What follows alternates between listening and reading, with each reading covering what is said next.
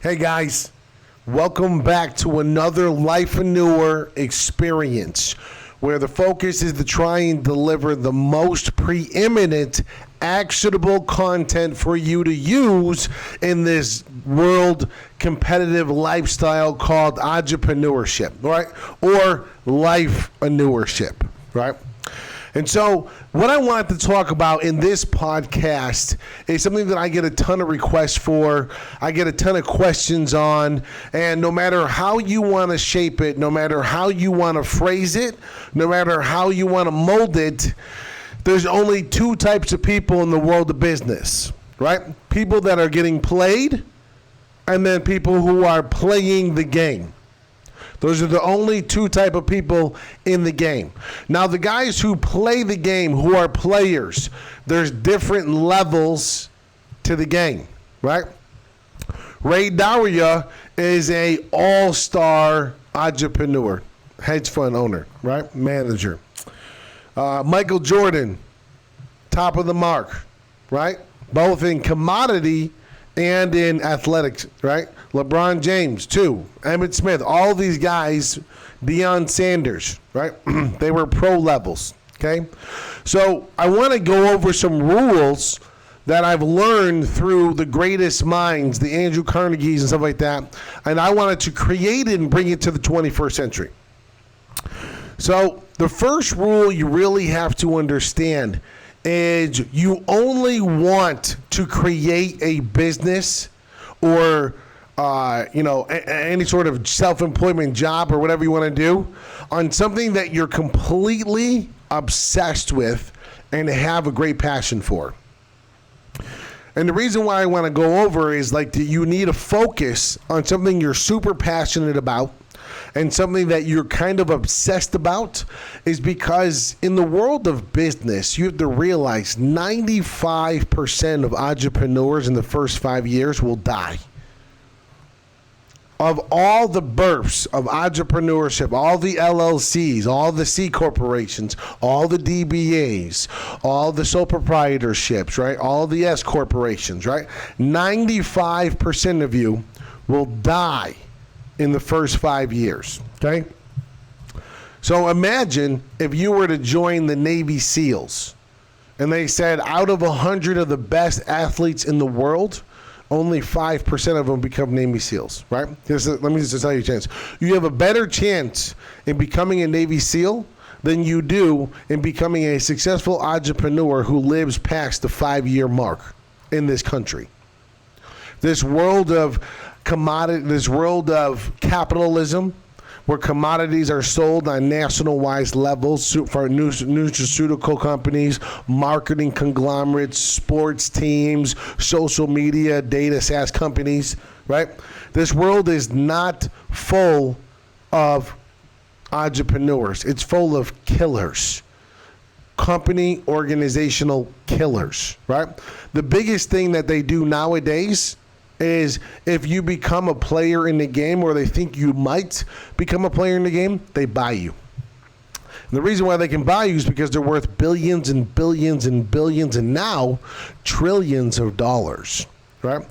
So in order for you to play in that arena, in order for you to play on that stratosphere, that level of playing in the game, you have to be able to have that obsession, that passion to be able to be in it, because there's going to be a lot of pain. You're going to get attacked. You're going to get beaten down. You're going to have your offers undercut. You're going to have every nook and cranny of everything in your mind on a subconscious level is going to be telling you that you're not good enough. You're not this. You're not that. It's just not working. It's not paying my bills. And if you don't have that obsession, if you don't have that passion, you're going to quit. That is a big, ginormous portion of the people that start businesses. They just quit. They can't handle the pressure. They can't handle the heat. They can't handle the temperature. And so they just quit. And so if you're in business right now and you're getting your ass completely kicked, you're able to pay your bills and that's it and that's all you have to do, I want you to ask yourself, where the fuck is my passion? Where's my drive? Where's my obsession? Right? And if you got it, then I'm going to see you at the finish line. I'm going to see you part of this 5% club and get into the 1% club and down to the 1/1,000,000th of 1% club. Right? Those are the ones that survive. Right? Those are the ones that make it up the tower. Now, let me tell you, when you're climbing up the mountain, and you're pulling your big, heavy ass wagon up this mountain, that you're going to see dead bodies and rotten carcasses and dead animals all over the place of people who have come before you and have just quit or have been slaughtered or have been absorbed by other conglomerate companies, right? And you have to be able to keep yourself and keep your acumen and keep your focus and your emotion in check to be able to do it. And it's too hard. It's just absolutely too hard in today's society to do it without having a complete obsession and complete passion for what it is that you're doing, right? The next thing that I want you to focus on is understanding that if you're a new entrepreneur, that there is going to be a ton of people that are going to try and sell you the ocean and hand you a cup of sand, right? Not even some water to drink. It's going to be salt water with sand in it. It's going to be disgusting. It's not going to give you a value. It's not going to give you any sort of actionable content to solve a problem today, or the solution that they're giving you is not actually going to solve anything that you actually even have a problem for. Right? And so you have to be able to identify what is actually actionable support and what is fraudulent support, what is scamming support. If you don't think people are going to scam you in the world of business, you're crazy. Right? Do you want to know how I know that you'll be scammed? Because I haven't yet to meet a successful entrepreneur who has not been scammed at least 2 times. Right? And when I mean scam, I mean sold a bowl of goods. Right? And then they got on track on how to protect themselves so that if they do business with somebody who sells them a cup of sand rather than the ocean that they purchased, right? They know how to keep their money safe. They know how to protect their assets. They know how to protect their ideas. They know how to protect themselves. They know how to protect their baby, their obsession, their passion. They know how to protect their business. Right? And so knowing how to identify the difference between scammers and players. Because if you notice, scammers don't focus on referrals, number one, right? Like, I love referrals. I know the value that I will deliver you. I actually make it a condition of doing business with me that once I help you achieve X, you're going to hand me 2 Ys, which are referrals, and they have to be of your quality or better. Are you demanding referrals from your clients now once you help them achieve the levels of success that you outlined in the contract? I have helped companies go from $5 million to $35 million, from $50,000 to $12 million a year.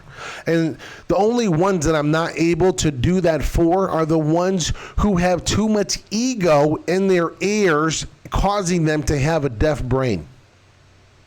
The ones who allow me the opportunity to fail, to show them that they're right and I'm wrong, always 10x their business. Always, when I was a consultant. Always. And the ones that were too scared, they would pay me for the change. They wanted the benefit of the money, but they didn't want the change because change represented something scary and that could jeopardize my ego or pride, right? And so a lot of people are killed by suicide by subconsciously self-sabotaging your own business. You just die out and drain because you have too much ego and pride, and you would rather... Let me ask you a question. I want to ask you a question while I'm on this tangent. Let me ask you this question. Does $1 million care that an employee helped you generate $1 million? $1 million is in your bank account. Does it care that it's in your bank account, even though the employee came up with the idea or the consultant came up with the idea on what you were missing in your business? Because let me just tell you, when you let ego and pride get in your way, I can't tell you how many people I've created proof of concept for, which is something we're going to go over, and I kind of helped rejuvenate a little bit of luster in their business by helping their managers with their culture and switch it from rather beating down their employees and not being able to keep them to actually creating a culture of support and training with accountability not only of their goals but the company goals as well, right? And you know what happens? The employees 10x their efforts. The employees 10x their results. The employees 10x the company's bank accounts. And that's what happens. The owner self-sabotages because it wasn't the owner's idea. It wasn't their idea. Let me just tell you, the dumbest thing you could ever do subconsciously is hire somebody to solve a problem that you can't solve and then get mad at them for solving it so effectively that you sabotage yourself and put yourself in the same situation that just took millions of dollars out of your pocket. Entrepreneurs do that every single day. You guys will trust the guy who lies to you and wants to sell you the ocean, but then hands you a cup of sand. But because you didn't protect yourself with the right contract, you didn't pay him the right way, you lost this money. Or they only gave you 5 or 10% of the value of the service.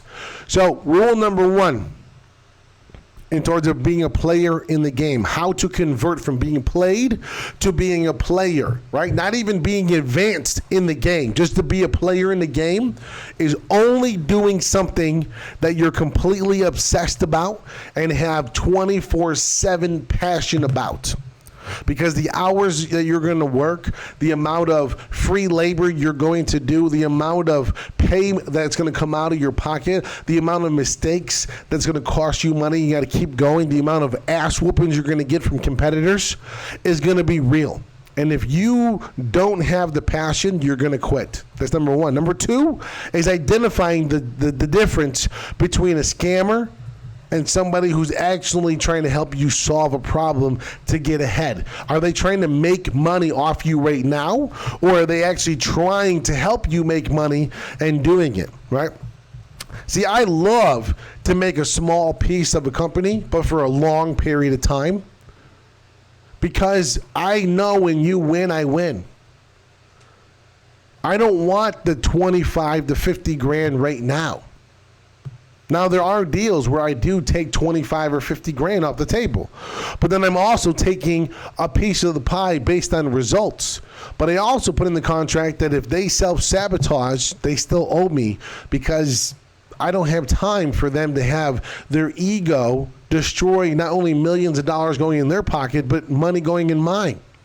And so I don't work with people like that anymore. Right? So rule number 3. Deaf ears and an ego brain equals an empty bank account. You need to understand that. Ego ears equals a broke ass bank account. It equals pain. It equals nobody being on your team. It equals no support. Right? Ego is an emotion, and it's someone who you think you want the world to let you know who you are. It's not really who you are, right? But I have seen ego crush people, and they crush them when they're like a player in the game, and they had humility in the beginning, right? And then they start making some money. And then they get to level 2 and start making some more money. And then they get some employees, they get to level 3 and they make some more money. And guess what?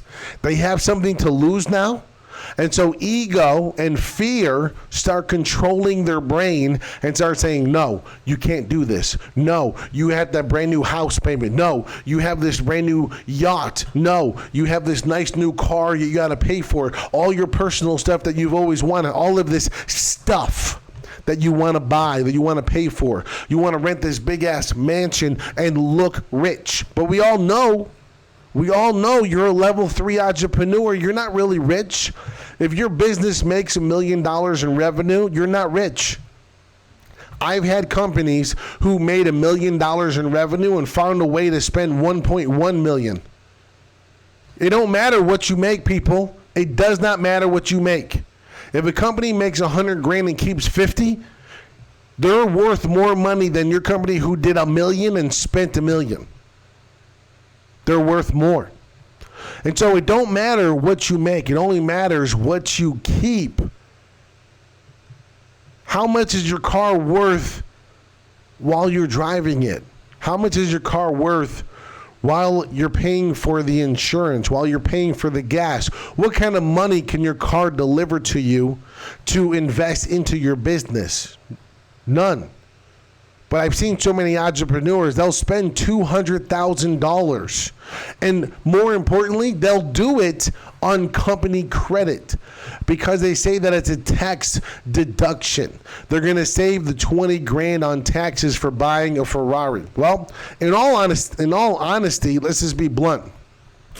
If I had $200,000, I wouldn't care too much about avoiding $20,000 in taxes because I would roll that money back into my business and 10x it and hand the government $200,000 in taxes and walk away with my $1.8 million. And you can keep your Ferrari and save your $20,000 because your Ferrari ain't going to give you a loan. Your Ferrari ain't going to give you the money you need to pay for payroll. The Ferrari ain't going to pay for the next location. The Ferrari ain't going to pay for nothing, right? It's going to cost you money regardless while it appreciates in value. Yes, it's called a double negative suck. Just because you save $20,000 here don't mean it's not going to lose $20,000 in value by the time you sell it. So how much money did you really make? Nothing, right? That's the honest truth of it. You can justify stuff however you want to justify whatever you want to do, right? But ego ears equals a deaf brain and a broke-ass bank account. If it ain't broke now, guess what? When the world changes, when 2008 happens again, when 2007 happens again, when 1999 happens again, you're going to be the one that gets flipped upside down on its head. Because if you're not going to go to level 4, if you're not trying to go to level 5, if you're not trying to go to level 6, then you're just stuck at level 3. Guess what? What goes up must come down if you ain't trying to climb. That's another rule in entrepreneurship. You have got to continue to try to climb. Comfort zone will destroy you in this game.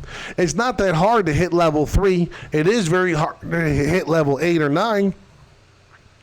But once you're there and you're on autopilot, now you have what's called a business. If you're a level 3 entrepreneur, you're not a business owner yet. That's another fugazi thing. You ever look on LinkedIn? I've been looking on LinkedIn all the time.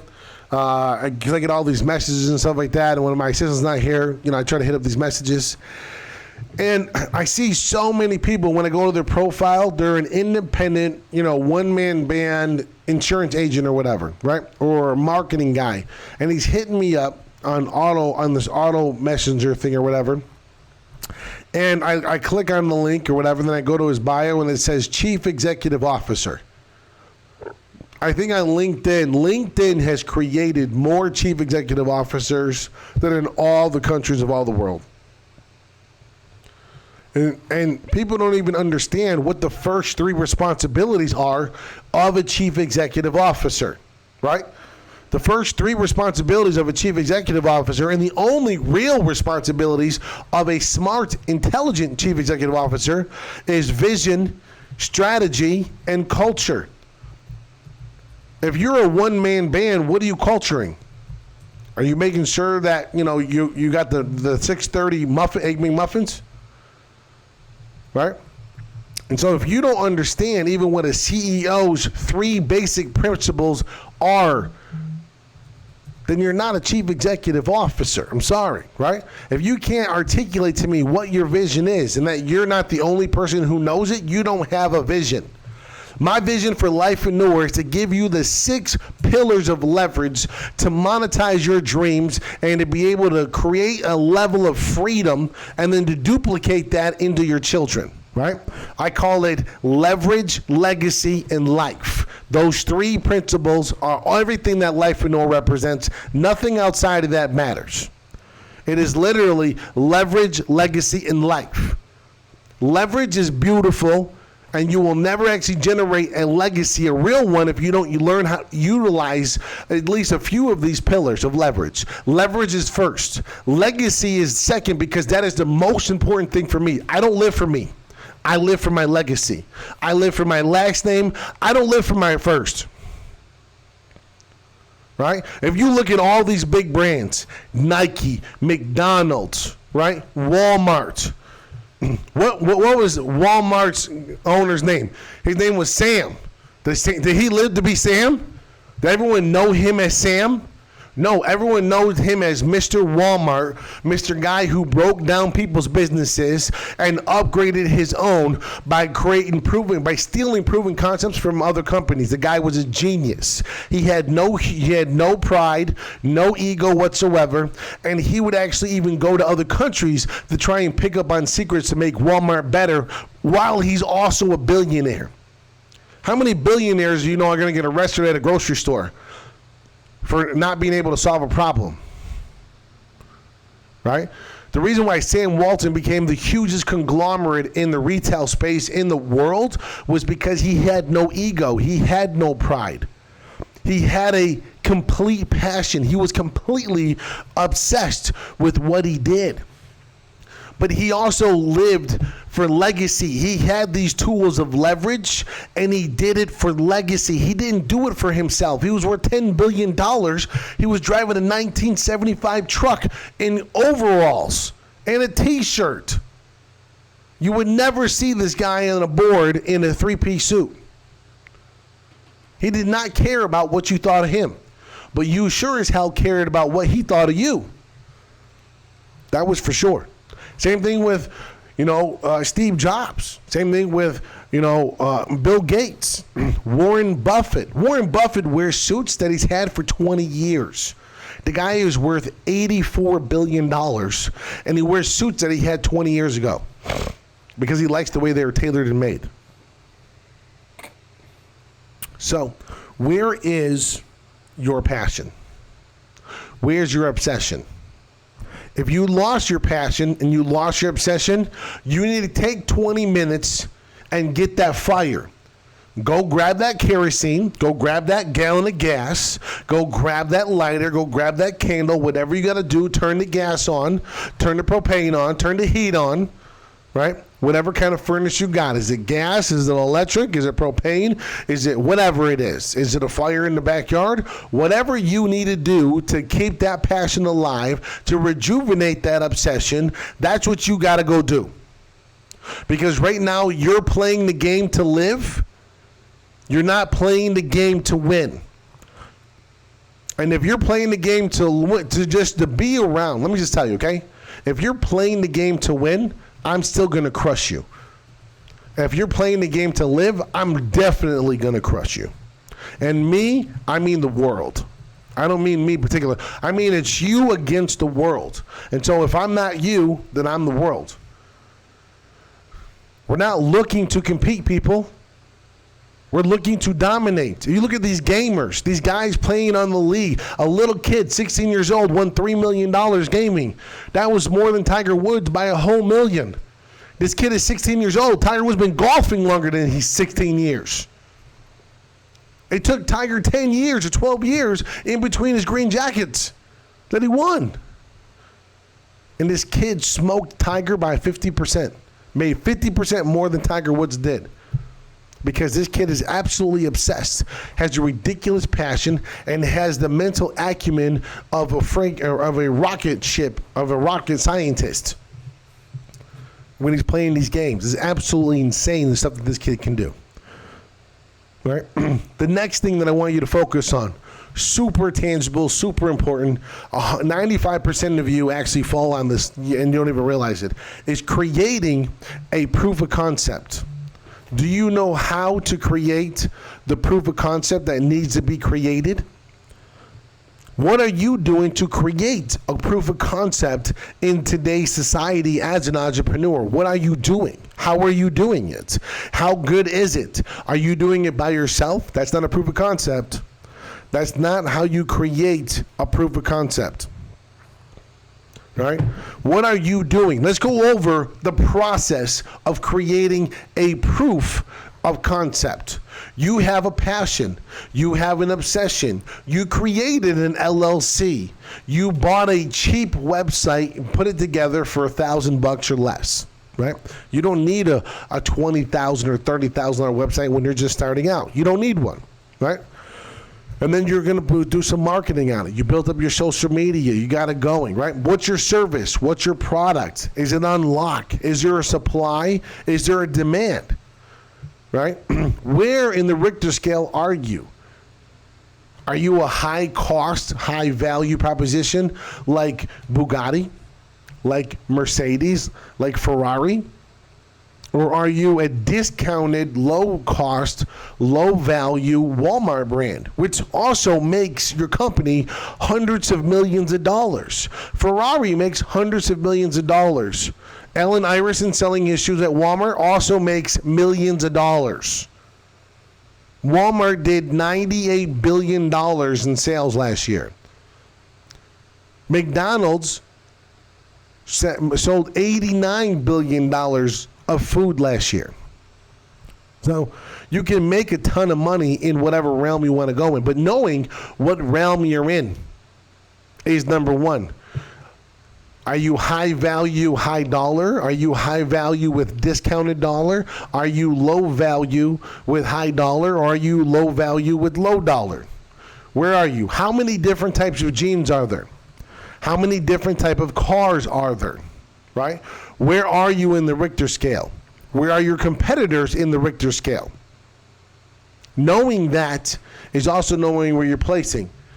You know, Wrangler Jeans wanted to do something to where they were actually going to be a high-end jean. And they found out that the lower-end value section was wide open. And then they went that way. They were going to go one direction, and they ended up going in the cowboy direction. We allowed the manual labor direction. And guess what? Worth billions of dollars now. Billions of dollars. They wanted to sell their jeans for $100 a pair. Now they're selling it for $20 a pair, and they're printing money like crazy, right? And so knowing where you're at in the Richter scale is also very important.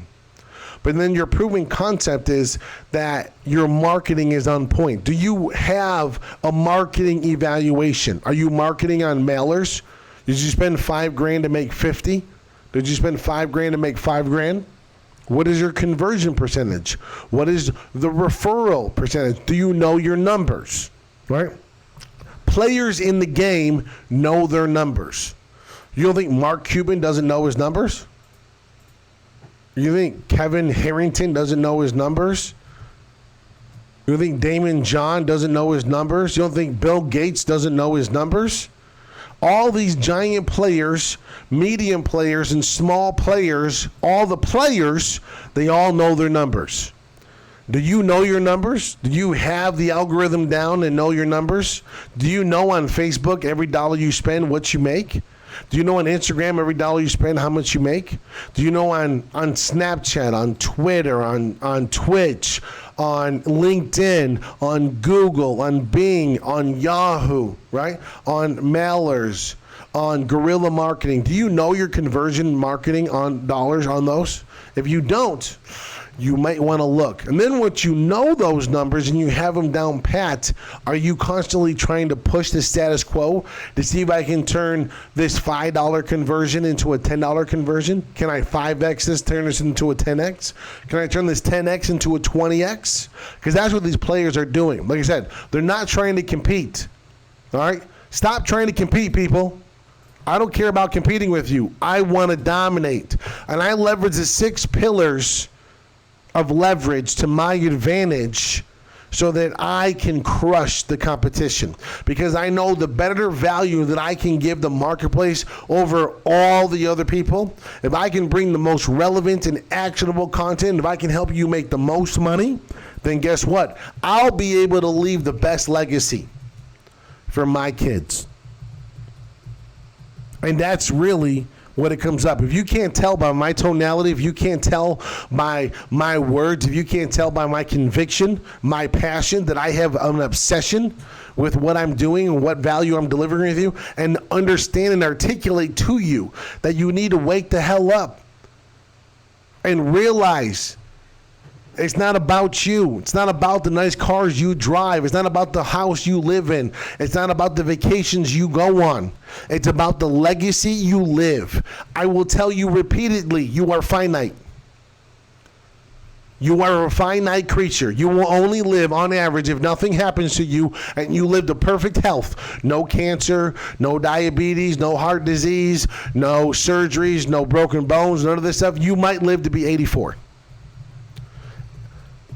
100% of us will live to be 84 in this day and age. Now, by the time you hit 84, it might be 105. I don't know. But you don't live forever. That's what I'm saying. You are finite. You are on this world for a little piece of it, right? You ever see these companies like JP Morgan Juniors, JP Morgan Chase Bank? They live past JP Morgan. The Federal Reserve Bank, which is not a Federal Reserve Bank at all. It's a bank that J.P. Morgan Jr. started when they bailed out the U.S. government in the 1920s or 30s, whatever, right? That bank has lived beyond him. That bank is still around even though he died over 40, 50 years ago, right? Now, he was worth billions and billions of dollars and opened up the first billion-dollar company called General Electric, which is also still around.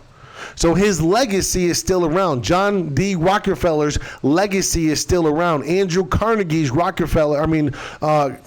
legacy is still around, right? Vanderbilt's legacy is still around. Is your legacy going to still be around? If you're about legacy, if you're about living free and then spending the rest of your life making sure that your children and your children's children and your children's children's children can live free, then I need you to soak up as much of this actionable content as possible, right? Now, if you don't plan on having children, can you still have a legacy? 1,000 freaking %. That's another thing I get. I don't want to have any kids, Rob. Does that mean I'm not included in your content? What? No. Andrew Carnegie had no kids, but his legacy is still around, right? There's dozens of people that don't have kids that still serve the world, right? Do we talk about Mother Teresa's kids? No, we talk about Mother Teresa, right? And so the only way you'll ever be able to live a legacy is when you stop trying to just live. Stop trying to just survive, right? There's going to be pain in this world. Stop trying to avoid the pain that's going to come, right? Everybody that knows me, everyone that's been through my journey, right? Everyone that's loved me and kept me in their mind and in their hearts knows the pain that I went through to be able to upgrade my life and live free. And I'm still not as free as I want to live, but I'm free enough to deliver this content to you. Now, you need to be able to understand the 6 pillars of leverage, right? There are 6 pillars of leverage, and that you need to learn and master how to apply and how to use them correctly in the right format for you, right? The first one is called money. Money is not something you live for. It's not something you worship. It is a measuring stick. That is all it is, right? And it doesn't matter how much money you make that matters. It's how much money you keep that matters. It's how much money you can get to go make you more money. Are you using your money as a vehicle to generate more brothers and sisters? Or are you just spending it as fast as it comes in? So some of the rules that you want to know about the pillar of money is it is only as good as you make it. It's not any good. If I handed 100 people $1 million today, do you know that all but maybe 2 of them would be done with it in less than 2 years? They did an experiment with a homeless man. They gave him $100,000. He bought all these liabilities and lost all these liabilities in less than 6 months. He bought a house. He bought a car. He didn't make any more money, so then he had to sell the car. He sold the car for 25% of what he bought it for. Right? Then he lost the house. Then he had to sell the house. Sold the house for half of what he bought it for. Then he lived on the money a little bit because he had to eat and all this stuff there. And they lived in a hotel. And then within 6 months, he was back homeless.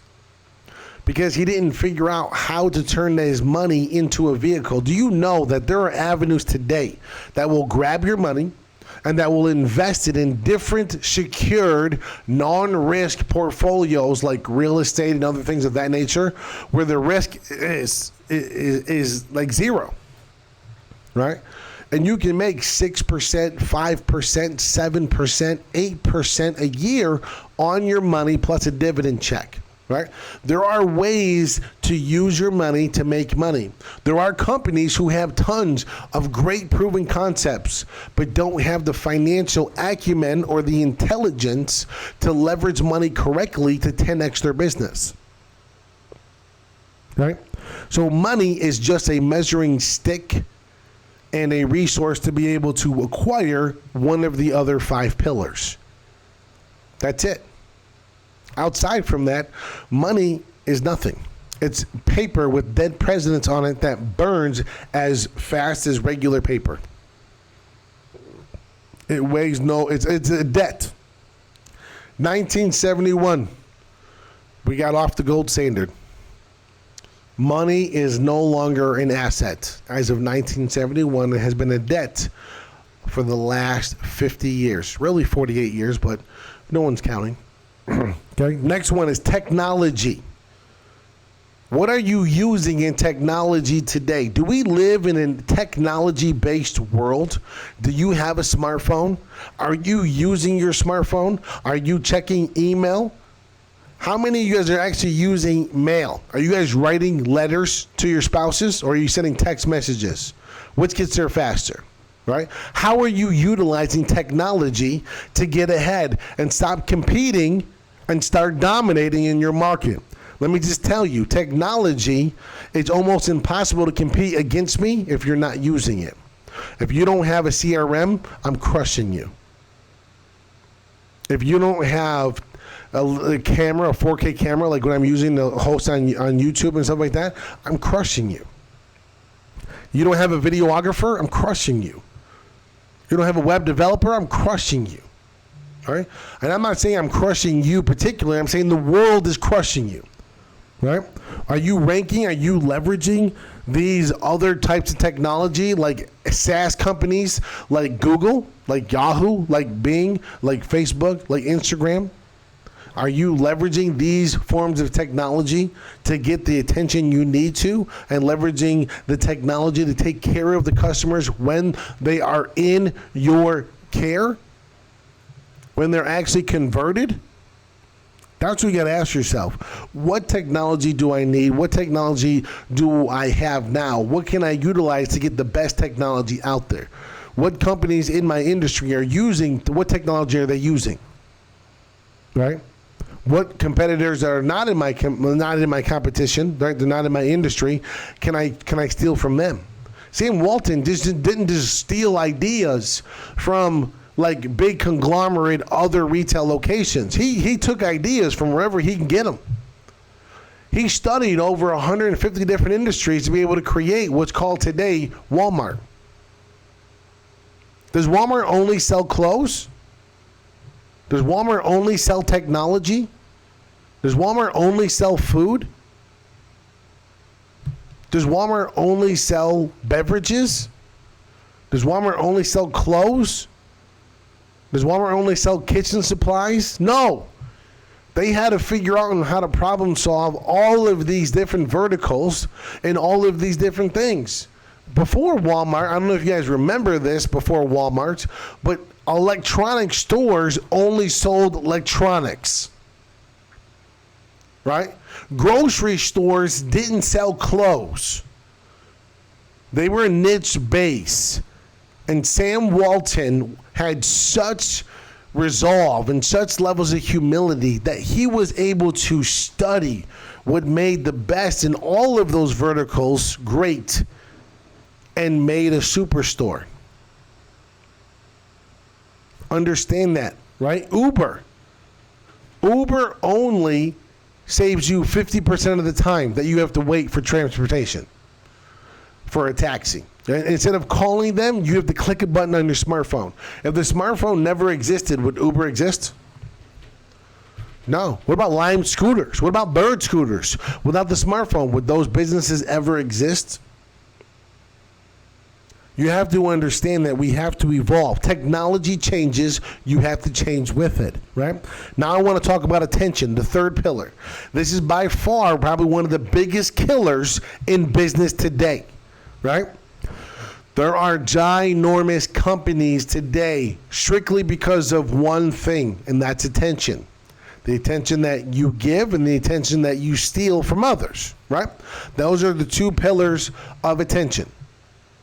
How are you acquiring attention? How much is it costing you to acquire this attention? How much are you making to buy that attention? Right?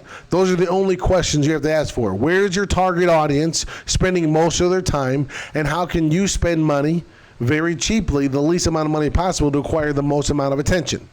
If you're not using technology, then you're going to all the attention you're paying for, you're going to have a really low conversion process because you're not leveraging stuff correctly to be able to take them through this gauntlet-like proven concept that I was talking about. Right? Relationships. Relationships aren't just what you have now. They're not just what you have in the future, but they're relationships that you say, dude, I need a person that has these qualifications type of relationship. I need a VC, relationship. I need an angel investor relationship. I need an accountant relationship. I need a marketing genius relationship. I need a sales killer relationship. What relationships do you need to create?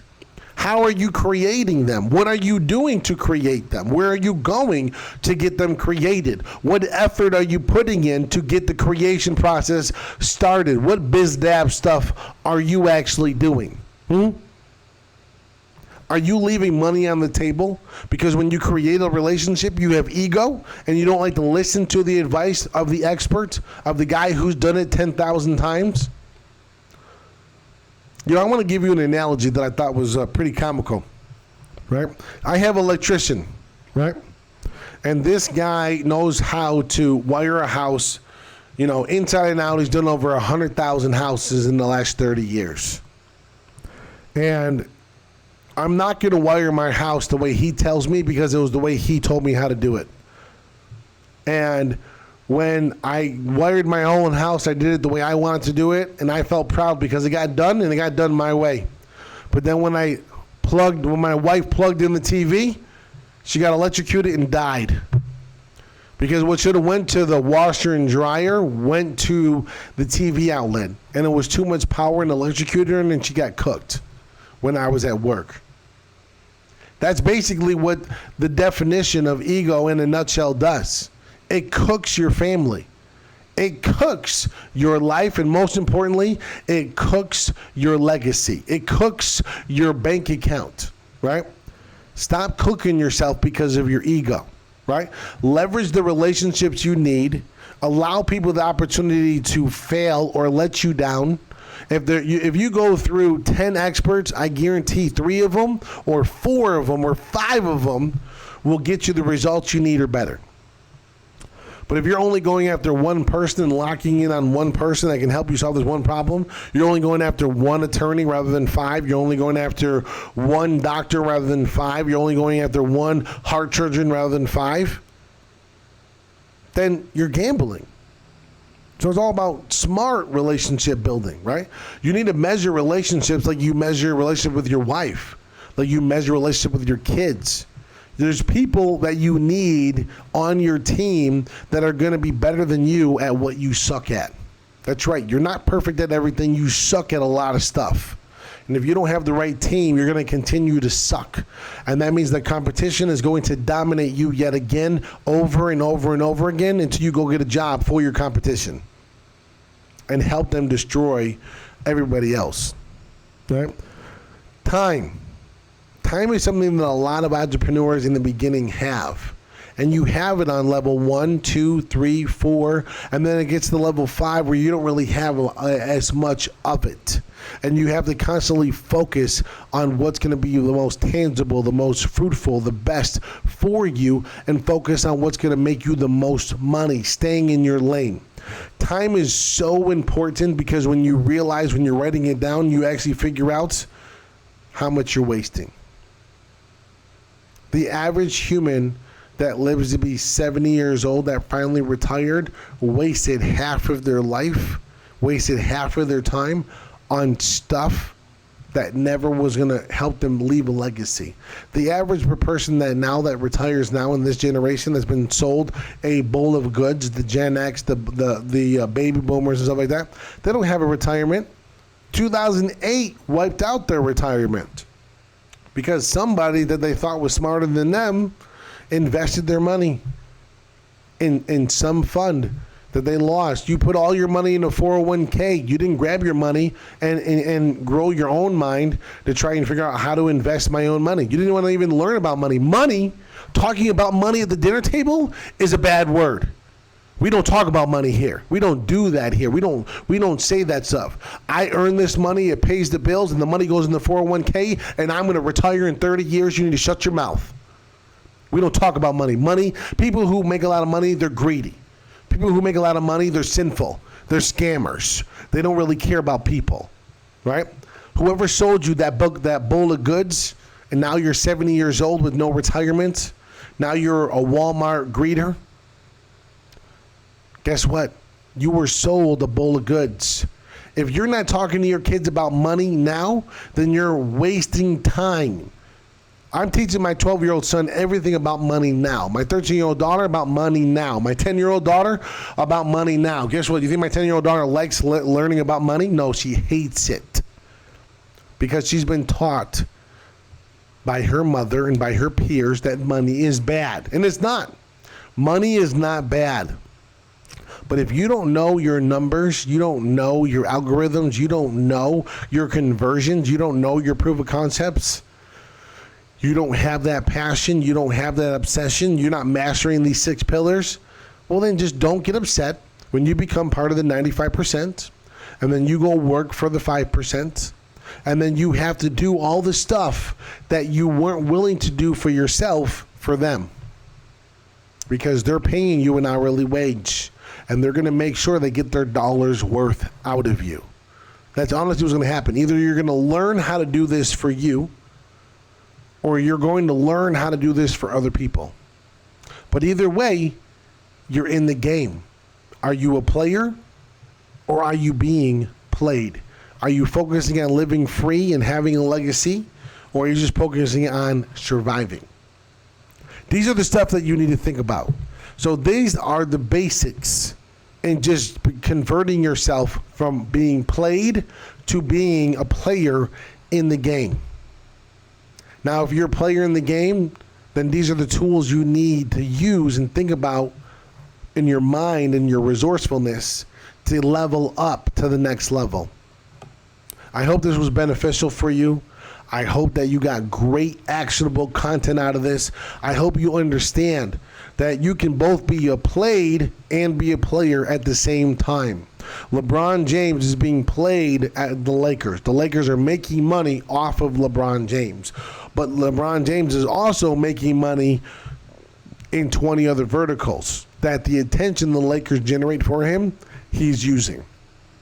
So you can be a player and be played at the same time. It happens all the time. The more people that can play you, the more money that you'll make. Thank you for your time. This is Rob Clark over here at Lifepreneur. To live free, master leverage, and pass it on to the next generation. Thank you.